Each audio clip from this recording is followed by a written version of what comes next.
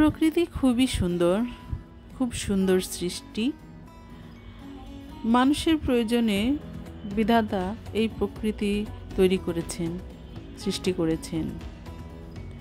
তো আমি যে ফুলটার কথা বলছি এখন, এইটা হচ্ছে প্রকৃতির অন্যতম একটা উপহার। এই ফুলটার নাম হচ্ছে টাইগার লিলি।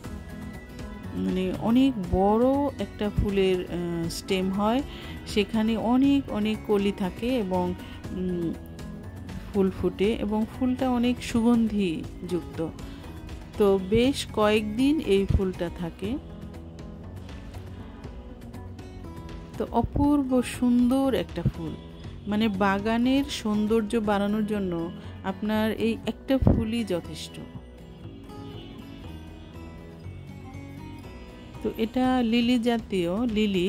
তো এর নিচে ছোট ছোট ভাল্ব হয়, সেগুলো আবার তুলে অন্য জায়গায় লাগিয়ে রাখলেই সেটা আবার 1 বছর 1.5 বছর পর মাদার প্ল্যান্ট হয়ে যায় এবং তখন ফুল ফুটে।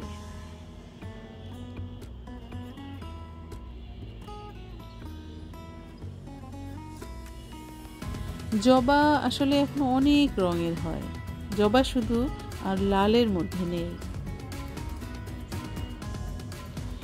এই ফুলটার নাম হচ্ছে পটপটি ফুল। এটা আমাদের বাড়ির আনাচে কানাচে, রাস্তার পাশে অবলীলায় ফুটে থাকে। বিভূতিভূষণের অনেক গদ্যে এই ফুলের নাম পাওয়া যায়। তো এই ফুলটার নাম পটপটি হওয়ার বিশেষ একটা কারণ আছে, যে এই যে এর সিড পড, এই সিড পডটা যখন পেকে যায় তখন এটা পটপট করে ফোটে এবং এর বীজগুলো চারপাশে ছড়িয়ে পড়ে। এই জন্যই এই ফুলটার নাম হয়েছে পটপটি ফুল।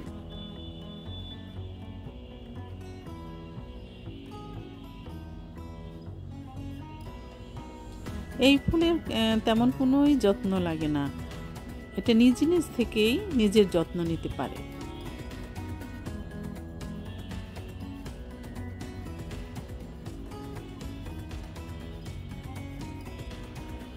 এটা হচ্ছে চমৎকার একটা ফার্ন।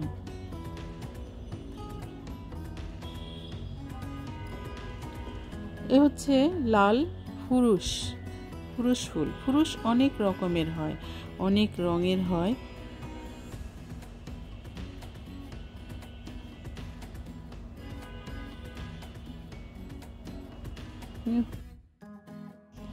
বেলি ফুল ঝরে গেছে, কিন্তু তার ফুলদানিটা এখনো এখানে সুন্দর। এই হচ্ছে আরেকটা জবা, সাদা, একদম সাদা না, অফ হোয়াইট। মাধবীলতা।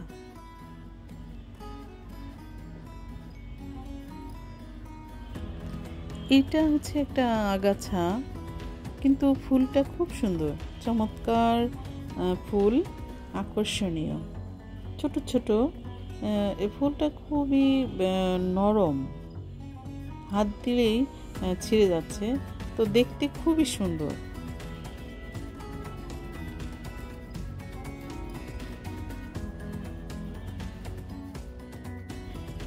এটা হচ্ছে হিজল ফুল।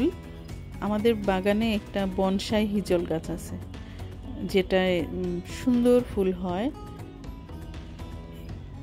বনসাই হিজল ফুল, এটা কলি অবস্থায় আছে, ফুটবে 2-1 দিনের মধ্যে। এটা হচ্ছে বট বা পাকুর।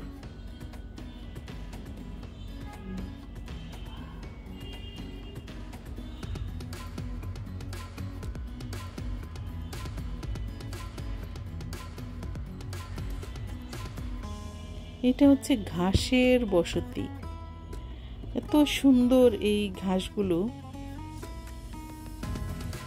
এটাকে আমরা বলি রেইন লিলি।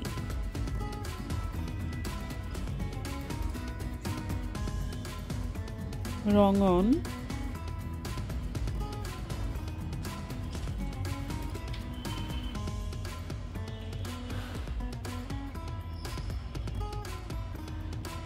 মানুষ এখন প্রকৃতিকে বশে আনে, প্রকৃতিকে নিজের মতো করে ছাঁটাই কাটাই করে সুন্দর আকৃতি দিয়ে রাখে।